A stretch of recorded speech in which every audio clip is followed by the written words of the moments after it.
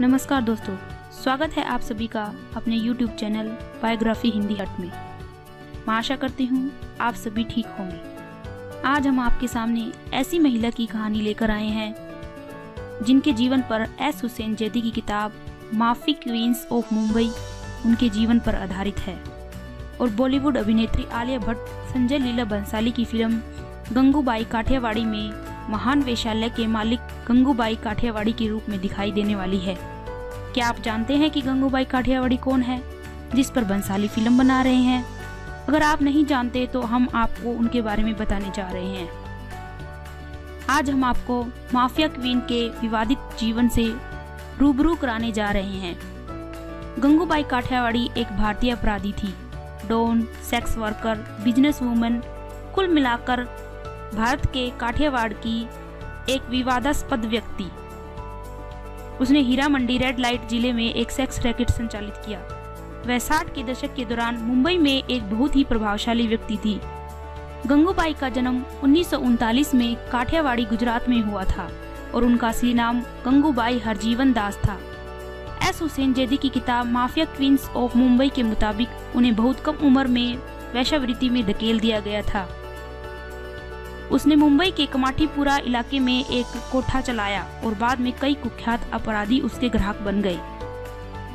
गंगूबाई ने sex workers और अनाथ बच्चों के कल्याण के लिए बहुत काम किया।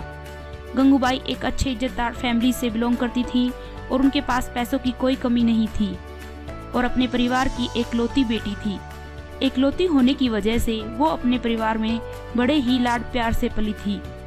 गंगूबाई ने गुजरात के एक लोकल गवर्नमेंट स्कूल में ही पढ़ाई की थी और स्कूल की पढ़ाई पूरी करने के बाद गंगूबाई ने आगे की पढ़ाई नहीं की।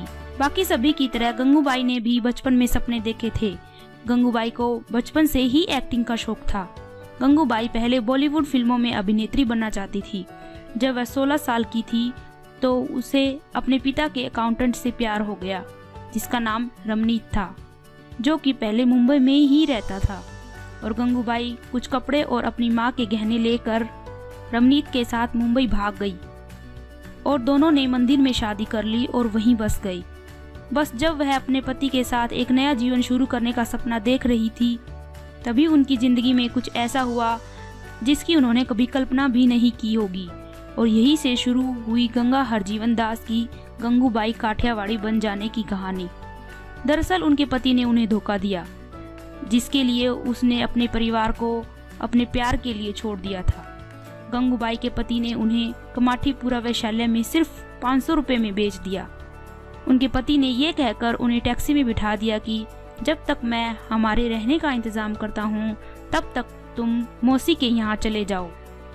टैक्सी मौसी के यहाँ जाने की बजाय कमाठीपुर में जाकर रुकी। कमाठीपुरा मुंबई का मशहूर रेड लाइट एरिया है। गंगा ने खूब चीख पुकार मचाई। आखिर उन्होंने समझौता कर लिया क्योंकि उन्हें पता था कि वो वापस काठियावाड़ी नहीं जा सकती क्योंकि उन्हें उनके परिवार वाले नहीं अपनाएंगे। एक तो घर से भागकर शादी की, दूसरा वेश्यालय में रह कर आई। गंगा ने विरोध छोड़ दिया और वहीं वेश्यालय में रहना शुरू कर दिया। और फिर कुछ समय बाद गंगूबाई की खूबसूरती के बारे में सुनकर दूर दूर से लोग उन्हें खोजते हुए आने लगे और यहीं पर कुख्यात अपराधी बाद में गंगूबाई के संपर्क में आए और उनके ग्राहक बन गए।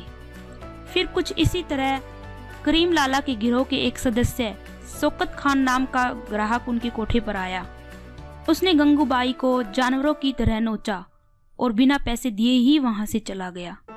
इस बार तो गंगूबाई चुप रही, लेकिन शौकत खान दोबारा गंगूबाई के पास आया और फिर से जानवरों जैसा व्यवहार किया। इस बार तो गंगूबाई को हॉस्पिटल में एडमिट करवाना पड़ा। गंगूबाई ने शौकत खान को सबक सिखाने का सोचा। जब गंगूबाई को पता चला कि शौकत खान करीम लाला का ही आदमी है तो गंगूबाई खुद के साथ किए गए अन्याय के लिए न्याय मांगने के लिए करीम लाला के पास गई और अपने साथ किए गए अन्याय की कहानी सुनाई और न्याय की गुहार की। करीम लाला ने कहा कि यदि ऐसा है तो तुम्हें न्याय जरूर मिलेगा और अगर इस बार कोई भी तुम्हारे साथ ऐसा करे तो मुझे बताना, मैं उसे देख लूंगा। गंगूबाई ने कहा कि आपसे पहले किसी भी पुरुष ने मुझे इतना सुरक्षित महसूस नहीं करवाया है। उन्होंने करीम लाला को राखी बांधी और उन्हें अपना भाई बना लिया। उसी समय करीम लाला ने जल्द ही कमाठीपुरा की कमान अपनी राखी बहन यानी गंगूबाई को सौंप दी। मुंबई की अपराध की दुनिया में एक जाना माना नाम था गंगूबाई का। महिला होने के बावजूद भी गंगूबाई के नाम की दहशत थी। लोग उनके नाम से कांपते थे। अपराध की दुनिया में जहां एक तरफ उनका खौफ था तो दूसरी तरफ गरीबी और शोषित महिलाओं के लिए किसी मसीहा से कम नहीं थी। गंगूबाई धीरे धीरे मुंबई अंडरवर्ल्ड के साथ संबंधों के माध्यम से सत्ता में आई। उसने शहर के लाल बत्ती एरिया में कई वेश्यालय बनाए और संचालित किए। आखिरकार खुद का नाम कमाया, मैडम ऑफ कमाठीपुरा। गंगूबाई के पास काले रंग की बेंटले गाड़ी थी उस समय, जिसका होना बहुत बड़ी बात मानी जाती थी। बता दें कि गंगूबाई ने अपनी सहमति के बिना किसी भी लड़की को अपने कमरे में नहीं रखा था। जो भी लड़की इस काम को छोड़कर जाना चाहती थी वो जा सकती थी और अपनी मर्जी से जिंदगी जी सकती थी। उन्होंने सेक्स वर्कर्स और अनाथ बच्चों के लिए बहुत काम किया। गंगूबाई उन लोगों का ख्याल रखती थी और हर तरह की मदद भी उन्हें देती थी। इसी वजह से उस इलाके में गंगूबाई का सम्मान किया जाता था। उसी समय गंगूबाई के नेतृत्व में मुंबई के वेश्या बाजार को हटाने के खिलाफ आंदोलन शुरू हुआ। आज भी गंगूबाई की प्रतिमा मुंबई के कमाठीपुरा में स्थापित है। कथित तौर पर गंगूबाई ने तत्कालीन प्रधानमंत्री जवाहरलाल नेहरू से भी अनुरोध किया था कि वे सेक्स वर्कर को होने वाली कठिनाइयों का समाधान करें और उनकी बेहतर स्वास्थ्य सुविधाओं के बारे में भी चर्चा की। कमाठीपुरा में रहने की स्थिति को बेहतर करने के उनके प्रयासों ने उनके समुदाय से सम्मान जीता। तो दोस्तों, ये थी कहानी गंगूबाई की। आपको ये कहानी कैसी लगी हमें कमेंट बॉक्स में लिखकर जरूर बताएं। अगर पसंद आई तो लाइक शेयर जरूर कीजिएगा।